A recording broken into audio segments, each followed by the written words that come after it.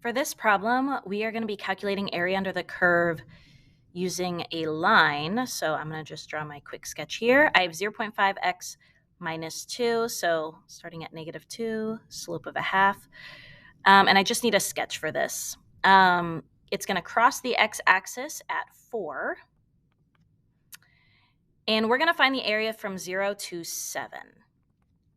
So area under the curve, we call it area under the curve, which I realize is kind of confusing. What we really mean is area between the curve and the x-axis. Between the curve and the x-axis. So sometimes if your area is actually underneath the x-axis, it's actually going to be negative. So if you have the x-axis is above the curve itself, you are going to count that area as negative. The y values are negative, so we're going to count the area as negative. And I realize it is confusing to call it under the curve, but we just don't want to have to say between the curve and the x-axis every single time. So let's start with our negative area. So first, we have the area of a triangle. So it's going to be 1/2, and then base times height. So I have a base of 4, and my height, I'll call that -2. So that's one way to think about it, is just use your negative y value in order to make the area negative. The other way to do it is count this as a height of +2, but then remember that because it's below the x-axis, it needs to be counted as negative. So either way, just make sure your area that is below the x-axis is counted as negative. And then we are going to add that to the area above the curve, which is going to be a base of 3. And then to find the height, plug in 7. So 7 divided by 2 is 3/2. I'm sorry, 7 divided by 2 is not 3/2. It's 3.5. So 7 divided by 2 minus 2. I was deciding if I wanted to use fractions or decimals. So it doesn't really matter either way. So I get -8/2, which is -4. And then my positive triangle is going to be 3/2. I'm going to go ahead and keep it as a fraction. 7/2 minus 4/2, so that's 3/2. So I get -4 plus 9/4, which is -16/4 plus 9/4, which is -7/4. Oh, and I should have units squared. So why do I have a negative value for area? Well, again, we count negative area as we count area under the curve as negative. And in this case, we have more. I know my graph is obviously not to scale, but I actually have more area underneath the curve than I do above the curve. So that means the total area is going to be a little bit negative. Okay, so think of it like net area, negative area plus positive area, if you want to call it like net area. Okay, and then for the more complicated part, what if we are finding an x value? So we're trying to find the end of the interval where the total area is 10. So I don't know where we're going to end our interval now, but I do know I want the total area to be 10. Okay, well, we're actually going to start the same way, but this time I know what the area is. It's 10. Okay, and then I'm still going to have my negative area here, and my negative area is still -4. Because it's still that triangle that's below the x-axis with a base of 4 and a height of -2. So I still have that negative area, but now I'm going to have this positive area here, and I don't exactly know what the k value, because I don't know what k is, I don't exactly know what that area is going to be. So I'm going to be using inputs of k to find a general expression for that triangle. So it is still a triangle, it's above the x-axis, so it's 1/2 base times height. And I'm going to go ahead and just put some placeholders there so I can work through it. Okay, now let's start with the base. So k is not this base here. Okay, 4 is this here. K is this here. So what is the distance between k and 4? What is the base? It's going to be k minus 4. For example, when k was 7, it was a width of 3 because 7 minus 4 is 3. So this time, because we don't know what k is, we just leave it as k. So the base is k minus 4. Okay. And then your height. Well, how do we find the height? Well, how did we find it when we plugged in 7? We did 7 times a half, or 7 divided by 2, minus 2, and that gave me the height, right? I plugged 7 into the function to find the height. So let's plug in plug in k into the function. So that's going to be 1/2 k minus 2. And that gives me the height. Okay, so now I have to go ahead and I have to solve this algebraic problem. So I'm going to go ahead and FOIL all this out.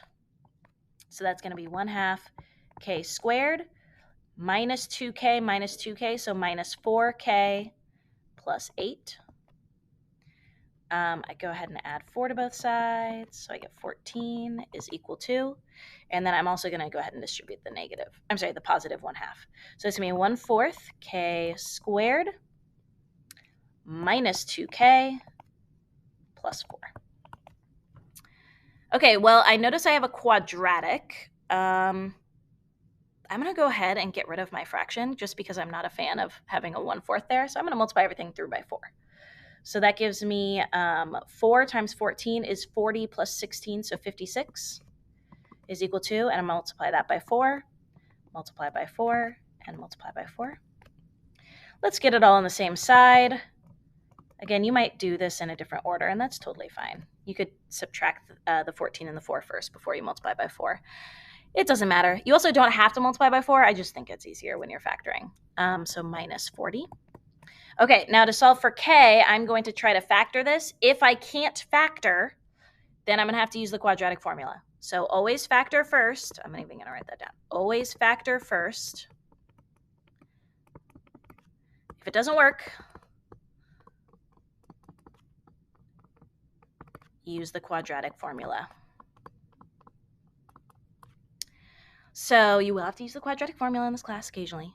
So let's see if we can factor this. So the way I teach factoring is honestly guess and check at this point. I know it's going to be k and k because it has to multiply to be k squared. And then I need two things that are going to multiply to be negative 40. And then when they multiply by k, they need to add up to be negative 8k. So what multiplies to be negative 40? So I've got negative 20 and 2. I've got negative 10 and 4. I've got 5 and 8. I've got, is there anything else? 40 and 1. Let's see. I think that might be it. So is this factorable? Do any of those add up to be negative 8? I don't think so. So the only way for me to solve this will be to use the quadratic formula. So I'm not going to be able to factor it, unfortunately. It doesn't work out. So let's go ahead and use the quadratic formula. So let's remind ourselves how that works. So quadratic formula is negative b plus or minus the square root of b squared minus 4ac all over 2a. So that's going to be negative 8 plus or minus the square root of 8 squared is 64 minus 4, a is 1, c is negative 40, all over 2 times a, which was 1. So I get, I should write k equals, in this case, it's k, not x. 8 plus or minus the square root of 64 plus 160 over 2. This is some good algebra practice, guys. I hope that you are ready to do algebra in this class. I know we call it calculus, but it's a little calculus and a lot of algebra, I will say that. So that's going to be 224 over 2, which is 8 plus or minus. Now, technically, you could stop here, but I do want you to know how to simplify things. You will have multiple choice questions in this class. You do need to know how to simplify.